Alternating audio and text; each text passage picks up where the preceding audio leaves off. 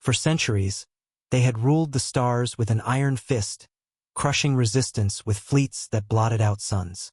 When humans first expanded beyond their system, the Dominion laughed. Fragile primates from a death world, wielding ships made of steel and hope, they were no threat, but arrogance often blinds empires. The first strike came without warning. Dominion fleets descended on Mars, glassing colonies to ash. Entire cities vanished in fire. Children burned while orbital defenses crumbled. It was meant as a lesson, a warning to stay in humanity's place. Instead, it lit a fire humanity could never put out. At the United Terran Fleet headquarters, Admiral Kira Holt stood before the smoldering holomap of destroyed colonies. Around her, generals and diplomats argued, some begging for restraint, others crying for vengeance. She silenced them with a single sentence. They wanted war, Holt said coldly. Now they will have it. The first counterstrike came swift.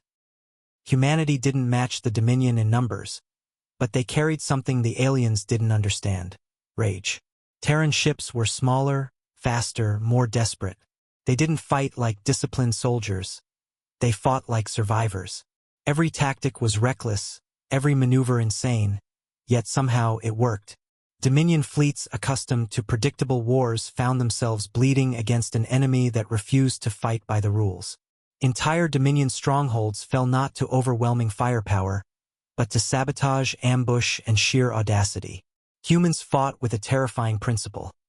If they couldn't win, they'd drag their enemies down with them. Soon, the Dominion's admirals gathered in fury. "These creatures are relentless," one snarled. "They should have been broken after Mars." Another slammed a clawed fist on the table. "Then break them harder, burn their homeworld, show them despair." So they tried. Earth itself came under siege, fleets descending in waves. Cities trembled, skies turned red with fire. But humanity had prepared.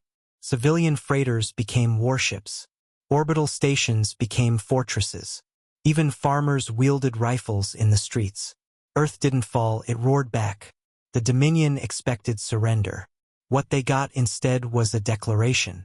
Across every channel, Admiral Holt's voice thundered. "You wanted war? Then war you shall have. We will not stop. Not today, not tomorrow, not ever. For Mars. For Earth. For every life you took. We will burn the stars if we must." And humanity meant it. They stopped fighting for survival and started fighting for vengeance. Colonies rose in rebellion, emboldened by humanity's fury. Species long oppressed by the Dominion saw humans not as fragile newcomers, but as avenging titans, and they joined the cause. The Dominion tried to retreat, but humans pursued them. No star system was safe. No fortress lasted. Dominion admirals begged for peace, but every time envoys approached, they found nothing but the wreckage of fleets and the echo of human defiance. "They don't want peace," one alien ambassador whispered in terror. "They want justice. And justice, to them, means fire." The war raged for decades. Dominion worlds, once thought untouchable, lay in ruins. Human fleets, scarred and battered, carved through their empire like blades. Even when humanity lost ships, they built more. Even when they buried their dead, they marched on. At last, cornered and broken, the Dominion War Council sent their final plea across the void. Surrender terms, reparations, anything to end the storm. The humans answered with silence. Then Admiral Holt's fleet arrived over the Dominion capital. Her flagship loomed in orbit, its hull scorched from 100 battles, its cannons glowing with the fury of Earth itself. She spoke once more, her voice carried across the galaxy. "You wanted war. Now you will know what it means to fight a species that refuses to die. Let the stars themselves burn before we forgive what you did." And the stars did burn. World after world turned to ash, not because humanity needed destruction, but because the galaxy needed a reminder. You could kill their people, shatter their colonies, and scar their worlds, but you could never, ever break humanity's will.